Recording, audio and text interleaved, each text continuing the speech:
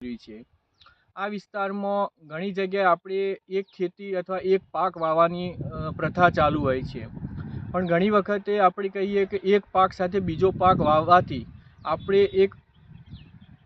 જ્યાર સુધી મુખ્ય પાક તૈયાર ના થઈ જાય ત્યાં સુધી એમાંથી એક નવી આવક આપણે એમાંથી સારી એવી લઈ શકતા હોઈએ છીએ। તો આપણે જે કે ચોમાસું પાક એટલે વરિયાળી, તો મારી પાછળ જુઓ છો કે ચોમાસા પાકમાં વરિયાળીનું અત્યારે વાવેતર કરેલું છે। સાથે સાથે ફુલાવર, એક વરિયાળીની લાઈન અને એક બે ત્રણ ઓળે ફુલાવર, પાછી એક ઓળ વરિયાળી અને 3 લાઈન ફુલાવરની, આમ અલગ અલગ આખા ખેતરમાં તમે જોઈ રહ્યા છો કે વરિયાળીની સાથે આંતરપાકમાં ફુલાવરની ખેતી આખા ખેતરમાં કરવામાં આવી છે।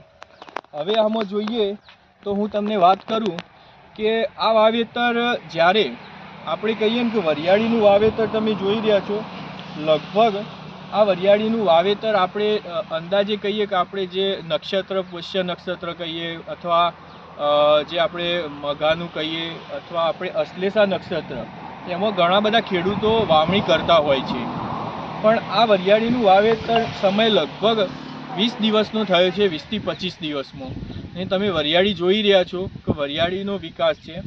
પણ જ્યારે વરિયાળી વાવવાની હતી એ પહેલાં ફુલાવરનું વાવેતર એમને કરી દીધું છે, અને વરિયાળીની જે ઓળ ખરી એ વચ્ચે એનો ઓળ આ રવા દીધો હતો, જો વરિયાળી આપણે વાવી શકાય। હવે તમે જુઓ તો 65 દિવસમાં 60 થી 65 દિવસમાં આ ટોટલી ફુલાવર ખરું એની કામગીરી પતી જશે અને ફુલાવર નીકળી જશે। એ સમયમાં વરિયાળીનો પાક લગભગ ઢીંચણ સમૂહ આવી જશે। એટલે આપણે કહીએ કે વરિયાળીના જ્યારે પાળા બાંધવાના હોય એના પહેલાં ફુલાવર એક આવક આપતું સાધન થઈ જશે, અને તેમાં ફુલાવર નીકળી પણ જશે, અને આપણો મુખ્ય પાક જે વરિયાળી ખરું એ વરિયાળીને આપણે પાળા ચરાવીને અને સારી એવી એમાંથી પણ આવક અને એની માવજત આપણે કરી શકીએ છીએ। અંદાજે હું તમને વાત કરું કે 1 વીઘો જમીનમાં આ રીતે વરિયાળી અને ફુલાવરનું જે વાવેતર કર્યું છે એ વાવેતરમાં ખેડૂતને આમાંથી અંદાજે આપણે જ્યારે પણ કહીએ કે 20 થી માંડીને 25,000 રૂપિયાની એક વધારાની આવક મળશે।